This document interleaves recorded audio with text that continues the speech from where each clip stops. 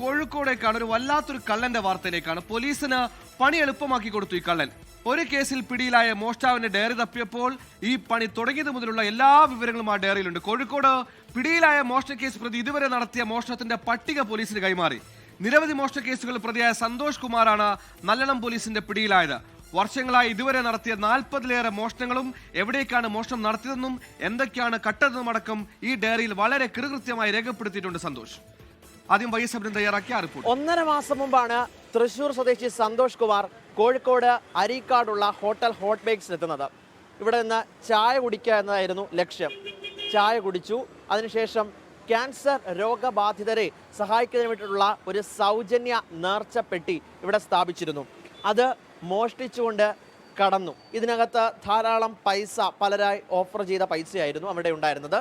ഇവിടെ ചായയുടെ പൈസയായ 12 രൂപ കൊടുക്കുന്നു. ഇവിടെ നിന്നും ഈ ചില്ലറ പൈസ ഈ വ്യാപാരിയുടെ കയ്യിലേക്ക് കൊടുത്തിട്ട് ഈ സൗജന്യ നേർച്ചപ്പെട്ടി എടുത്തുകൊണ്ട് പോവുകയായിരുന്നു. ഈ കള്ളൻ, ഈ മോഷ്ടാവിൻ്റെ ഏറ്റവും വലിയ പ്രത്യേകത എന്ന് പറയുന്നത് ഇയാൾ ഈ കാലയളവിൽ നടത്തിയിട്ടുള്ള എല്ലാ മോഷണ കാര്യങ്ങളും, തനിക്ക് ലഭിച്ച ലാഭം, തനിക്ക് ഇതിൽ നിന്ന് ലഭിച്ചിട്ടുള്ള പണം, കുപ്പിവെള്ളം ഉൾപ്പെടെയുള്ള കണക്കുകൾ ഇതിനകത്ത് ഡയറി കുറിപ്പിൽ എഴുതി സൂക്ഷിച്ചിരുന്നതാണ് ഏറ്റവും വലിയ പ്രത്യേകത. അങ്ങനെ ഇവിടെ നിന്നും ഈ മോഷണ കേസിലെ പ്രതിയെ കണ്ടെത്തണമെന്നാവശ്യപ്പെട്ട് വ്യാപാരി നല്ലളം പോലീസിൽ പരാതി നൽകുന്നു.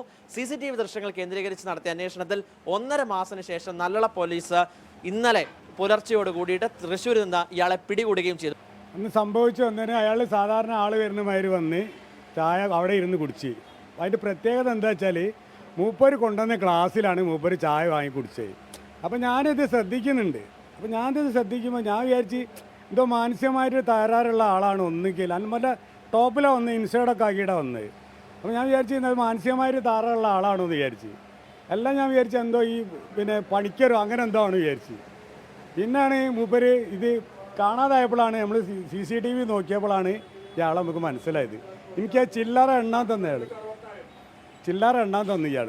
ഞാനിങ്ങനെ ചില്ലറ എണ്ണയുടെ സമയത്താണ് മൂപ്പര് അതെടുത്തത്. അത് സഞ്ചി ആദ്യം അവിടെ വെച്ചിട്ട് സഞ്ചി ഇങ്ങനെ നീക്കി കൊണ്ടുപോയിട്ട് അത് എടുത്തിട്ട് പിന്നെ മൂപ്പര് പോയതാണ്. അങ്ങനെയാണ് എന്തായാലും ഇവിടെ നിന്ന് തുടങ്ങിയിട്ടുള്ള ഒരു മോഷണം അയാളെ ചെന്നെത്തിച്ചത് നല്ലളം പോലീസിന് മുന്നിലാണ്. എന്തായാലും ഇപ്പോൾ അയാളെ കോടതിയിൽ ഹാജരാക്കി റിമാൻഡ് ചെയ്തിട്ടുണ്ട്. പാലക്കാട്, പട്ടാമ്പി, ഒല്ലൂര്, തൃശ്ശൂർ, കോഴിക്കോട്, കൊല്ലം തുടങ്ങിയ വിവിധ സ്ഥലങ്ങളിലെ സ്ഥാപനങ്ങളിൽ നിന്ന് അയാൾ തട്ടിയെടുത്ത പണം ഉൾപ്പെടെ എന്തായാലും കൃത്യമായി രേഖപ്പെടുത്തി വെച്ചിട്ടുണ്ട് എന്നതാണ് അയാളുടെ ഏറ്റവും വലിയ പ്രത്യേകതയും. അതാണ് ഈ വാർത്തയുടെ ഏറ്റവും പ്രധാനപ്പെട്ട ഒരു കൗതുകമായി മാറുകയും ചെയ്യുന്നത്. അതിൻ്റെ ലിസ്റ്റ് അടക്കം ഇപ്പോൾ പോലീസിന് കൈമാറിയിട്ടുണ്ട്. അതുമായി ബന്ധപ്പെട്ട് അതും കേന്ദ്രീകരിച്ചുള്ള അന്വേഷണമാണ് ഇപ്പോൾ നല്ലളം പോലീസ് നേതൃത്വത്തിൽ നടന്നുകൊണ്ടിരിക്കുന്നത്. കോടതിയിൽ ഹാജരാക്കി ഇപ്പോൾ റിമാൻഡ് ചെയ്തിട്ടുണ്ട്. മറ്റു തുടർ നടപടികളിലേക്ക് കടക്കുമെന്ന് പോലീസ് വ്യക്തമാക്കിയിട്ടുമുണ്ട്. കോഴിക്കോട് നിന്നും വിഷ്ണു കച്ചേരിക്കൊപ്പം YS അഭിനന്ദ്, 24.